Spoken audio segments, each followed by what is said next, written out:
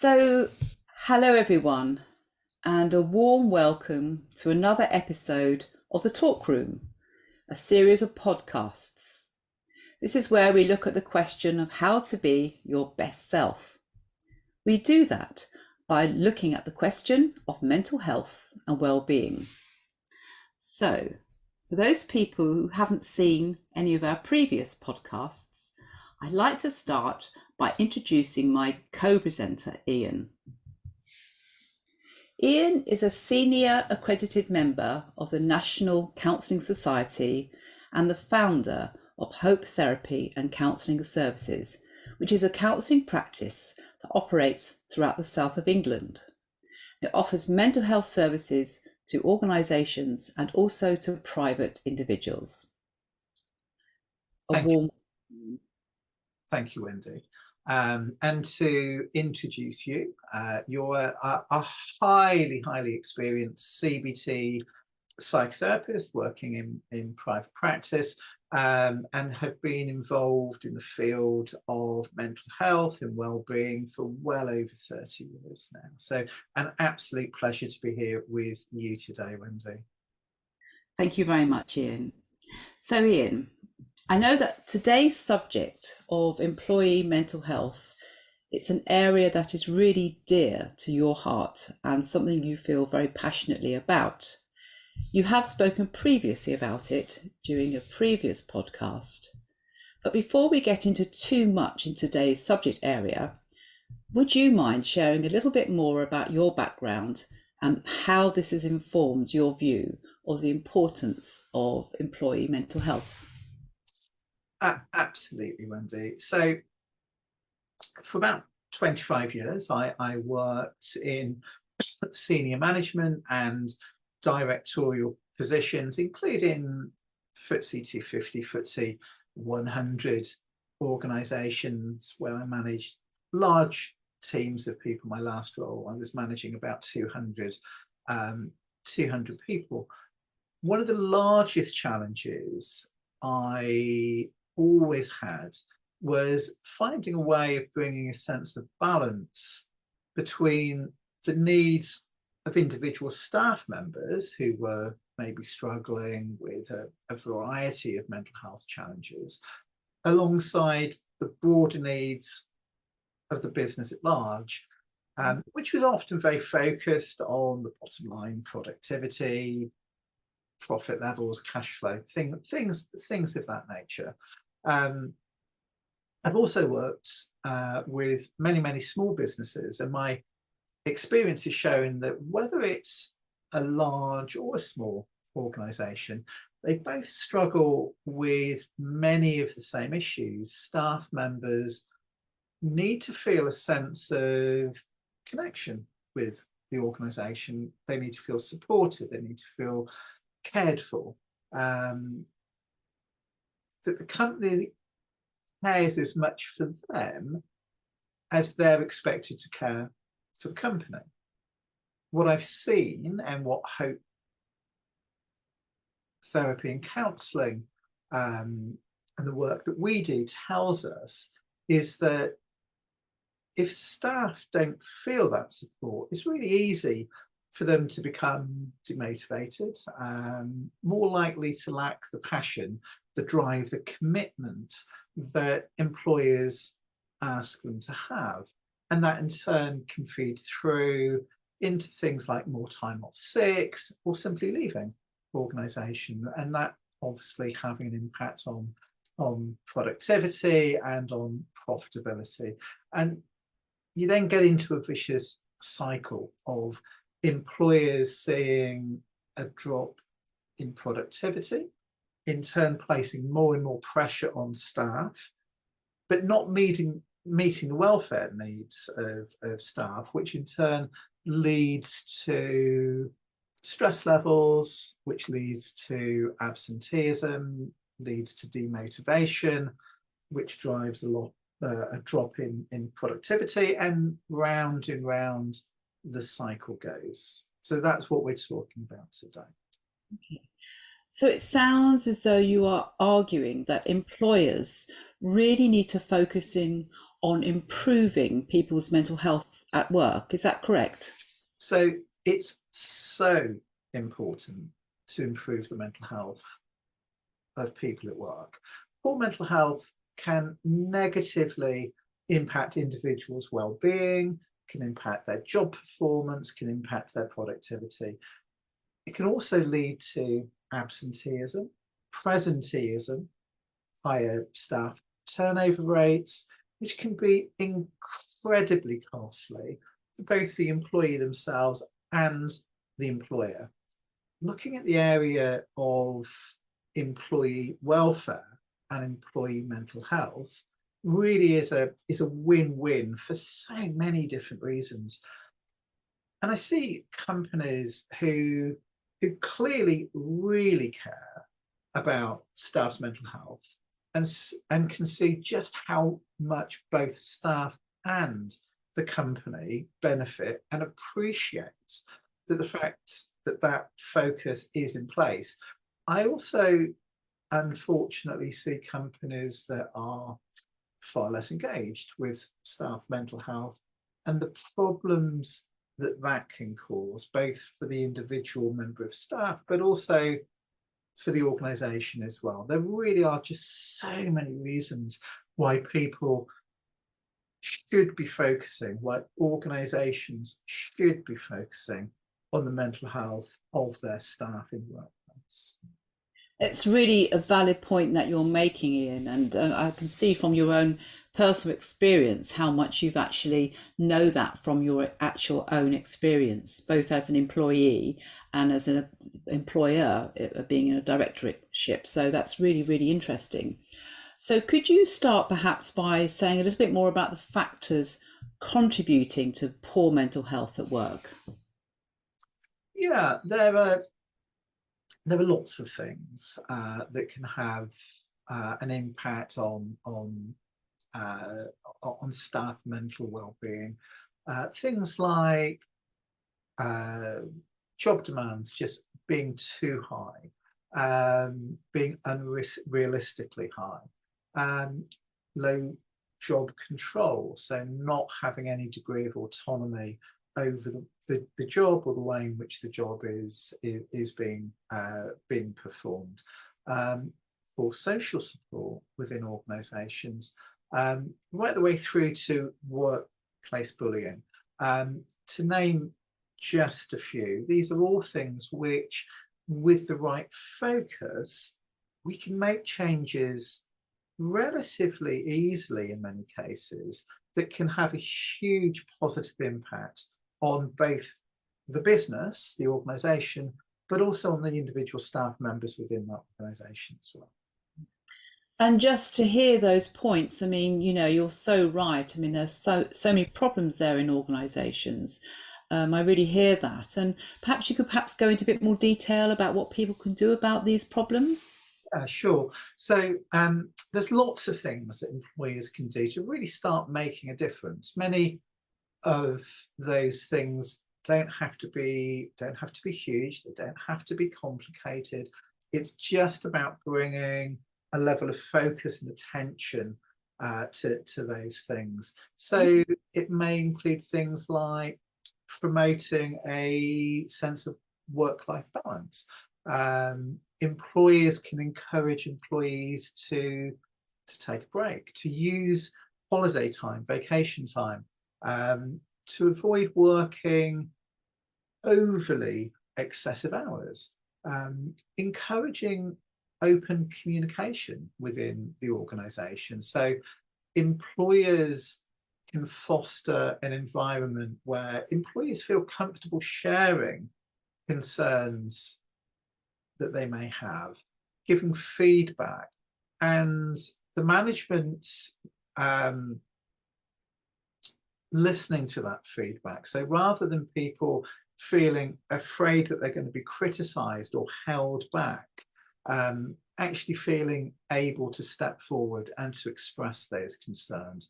And that can be really helpful in identifying potential stress building sources for the employee and the wider business, allowing organisations to address issues before they become major issues, potentially not just for that individual, but for the wider business as well.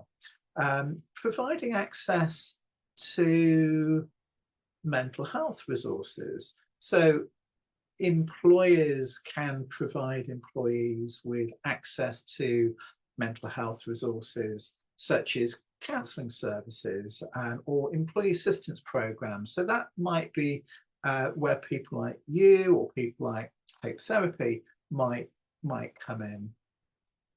Reducing the stigma of mental health in the workplace. So employers can look at reducing the stigma associated with mental health by educating employees and also educating management and promoting a culture of understanding, a culture of acceptance and support. Overall, improving mental health in the workplace really can lead to happier, healthier, and more productive employees, which can benefit both the individual and the organisation as well. Okay, that's really interesting and a really good summary there. Thank you so much for that, Ian. And I can really see that and agree with you. So we have already covered this a little bit, but could you say a little bit more about the impact of having poor mental health in the workplace? Yeah, absolutely. So poor mental health in the workplace can equate to the poor health of the business. So if your staff are not well, your business is not well. It really is that simple. So we might see issues within organisations surrounding reduced productivity. So mental health problems can reduce concentration, they can reduce motivation, they can reduce productivity. So this can result in decreased work output, missed deadlines, lower quality of work, and a general dissatisfaction of your customer base, and also resulting in reputational damage. Okay. Increased absenteeism. So individuals with poor mental health may need to take time off to attend appointments, to manage any symptoms that they may have, or to recover from a crisis that could have been avoided by addressing that issue at a much earlier stage. Presenteeism. So the idea of presenteeism refers to when individuals come to work even though they're not feeling well, or even when they're experiencing some sort of mental health issue. And that, again, can lead to decreased productivity, increase in errors, higher risk of accidents in the workplace, and everything that can come with that, associated injuries that might be connected with that. Increases in staff attrition levels. So again, poor mental health can contribute to higher turnover rates in terms of staff numbers, as employees feel unable to cope with the demands of their job, or may simply seek a workplace with better mental health supports. Increased healthcare costs. So mental health problems can increase an organisation's healthcare costs, both for the individual and for the organisation itself, as employees may require treatment, they might require therapy to manage symptoms. And it can be far, far more costly to address things at the point of crisis, rather than making those subtle changes to an organisational culture that can be done much earlier on. And then just lower morale. So when individuals struggle with welfare needs, with mental health needs, it can create a negative working environment, leading to low morale amongst colleagues. In overall terms, mental health in the workplace can have so many negative effects on individuals and on the organization's performance and bottom line. Addressing mental health concerns can lead to a healthier team and a healthier business. Yes, I can really see those points, Ian, and they're really useful and valid points. So thank you for that. And I wonder whether we could just move on now to think about how do companies notice poor mental health in the workplace? Well, there's lots of signs that people can look out for. So companies may notice a variety of different things, but some of the common indicators that may suggest that an employee is struggling may include things like behavioural changes. So employees struggling with mental health may display changes such as becoming more withdrawn in the workplace, avoiding social interactions, or displaying emotional outbursts. That might be with customers, or that might be with work colleagues. Things that may be uncommon, things that may be out of character for that individual. We may notice a reduction in productivity levels. So again, poor mental health can lead to reduced motivation. It can lead to a reduction in concentration and productivity. Employees may struggle to meet deadlines, make mistakes, or show a lack of interest in their work. So often, employers can focus on the lack of productivity rather than the underlying cause surrounding the actual mental health issue itself. Increased absenteeism or presenteeism. So employees may take more time off to come to work, even when, or come to work even when not feeling well. And that leads to reduced productivity and an increased risk of accidents, errors, things of that nature. Interpersonal issues, again, mental health problems can lead to difficulties in staff-based relationships with colleagues, such as staff conflict or poor communication in the workplace. Might also be lots of physical things that employers may notice. So we may see physical symptoms such as fatigue or excessive headaches or stomach problems. So if an employee has experienced these symptoms frequently, it may be a sign that they're struggling with underlying mental health concerns. High turnover. So if an organisation has a really high turnover rate, it might just be a more overall sign that employees are struggling, or that the organisation isn't providing sufficient support for staff. And I said earlier that a lack of health within staff leads to an unhealthy business, and that's just one of the ways in which we might see that. But there are also things that companies can do really proactively to identify mental health concerns. So not just that reactive observing, but things that they might do proactively as well. And that might be in the form of employee surveys, for example, regular check-ins with employees, employee forums, and just generally creating a work-based culture that supports mental health and well-being, where people can discuss issues rather than hiding from them. And by identifying mental health concerns early, companies can take steps to proactively provide support and prevent more serious issues from developing later on, both for individual staff members, but for the organisation as well. Okay, thank you, Ian, for that. I mean, it sounds as though you are advocating both working with mental health on an individual level, but also at an organisational level. Can you say a little bit more about how companies can create a culture that supports mental health in the workplace?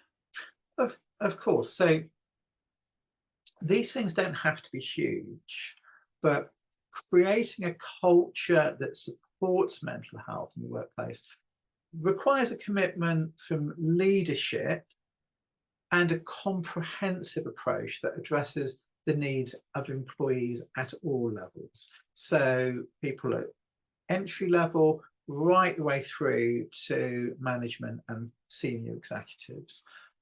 Again, these things don't necessarily have to be huge things, but still we do have to recognize that the culture has to include everybody within that organization. So some basic strategies may be surrounding promoting open communication. So encouraging open communication about mental health issues and clarify that seeking help is a sign of strength, not weakness. This can be achieved through training managers and staff to recognise the signs of mental health problems and create a safe and confidential environment for employees to share those concerns. Things like mental health first aiders can be a useful first step with something like that. Providing mental health resources. So offering mental health resources such as employee assistance programs, access to counselling or therapy, and other mental health support services as well. Promoting a work-life balance. So encouraging work-life balance by providing flexible work schedules, allowing remote working where it is appropriate to do it, promoting the use of vacation time and breaks throughout workday, recognizing the organizational benefit and also the employee benefit of doing those things. Reducing stigma. So reduce the stigma associated with mental health by educating employees and management about common mental health conditions and promoting a culture of acceptance and support, recognizing that 1 in 4 people struggle with mental health. A quarter of the workforce will struggle with mental health. People aren't broken if they're struggling with a mental health issue. And it's about recognizing that it's a perfectly normal thing that somebody might struggle at some point. So training managers, training supervisors, providing training on how to recognize those signs of mental health that we talked about earlier and provide support to individuals when they are struggling, and just fostering a positive work environment.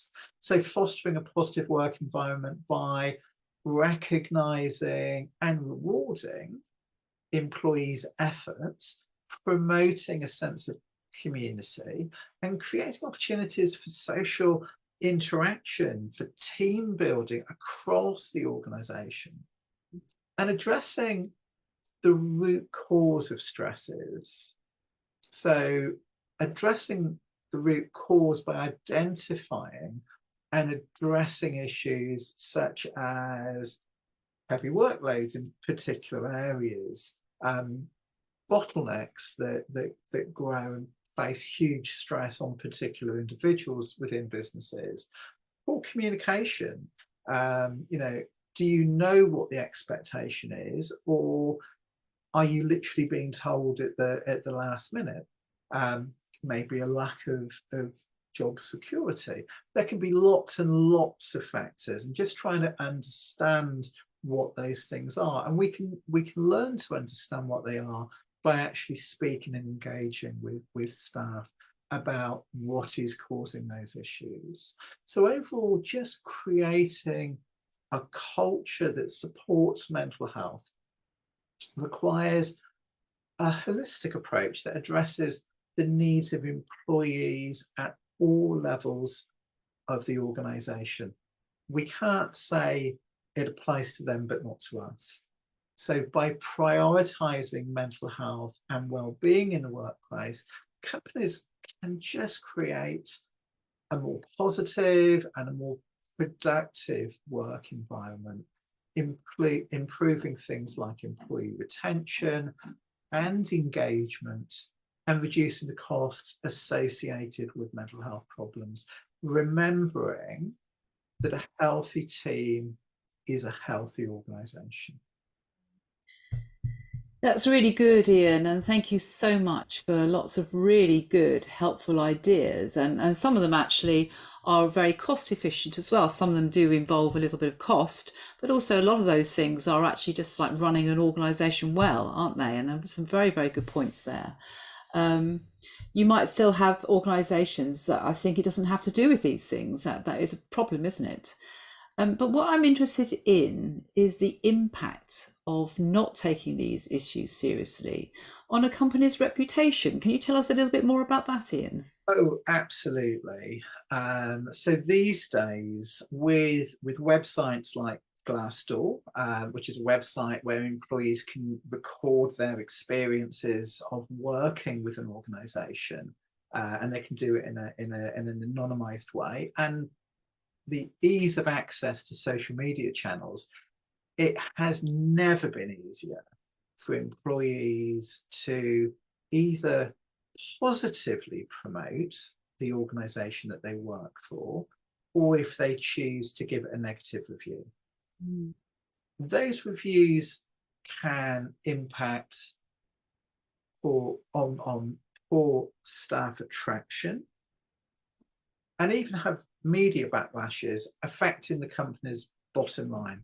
But on the other hand, companies that prioritise mental health, companies that prioritise well-being of their staff, can absolutely enhance their reputation as a socially responsible and caring employer.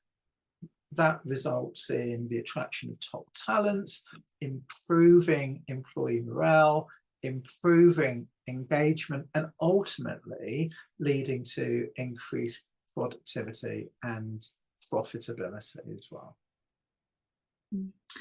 Thank you so much, Ian. That's a really fascinating insight into the mental health challenges both companies and employees do often face. So if people do want to know more, what should people be doing? Yeah, so Hope Therapy has a team that operate throughout England. We work both with private clients, but we also work regularly with county councils, charities, and organisations of all sorts of different sizes, large and small. So people can simply get in touch with us. We can discuss the type of support that's available and the type of support that's relevant to the needs of individual clients that we work with. We can either discuss the organisation's broader needs or just work with an individual client if that's what people are looking for. So people can go to our website, which is www.hopefulminds.co.uk, and there's an organisation tab on the website, which gives all sorts of information about who we are and what we're about and how we can help both organisations and employees of organisations as well. And also, Wendy, you often support people struggling with a whole variety of mental health challenges that may be affecting them in the workplace and also impacting the workplace itself. So maybe just telling people a little bit about you and the services that you offer as well. Yes, I often support many people in the workforce who have got challenges with stress and absenteeism, all those kind of areas, anxiety, depression, trauma. Um, yes, I do that as well. And if anybody wants any more information, you can go to my website, which is called wendyc.team. That's wendyc.team. So it's just now time for me to thank you, Ian, so much about the incredible information you've given us about and how important this subject of mental health is in the workplace. And also, I want to thank everyone for listening to our podcast today and to let you know that we will be back in a couple of weeks with another subject on our mental health. And I hope to see you again. So it's bye Thank you. from Thank you, Wendy, and thank you to everybody else too.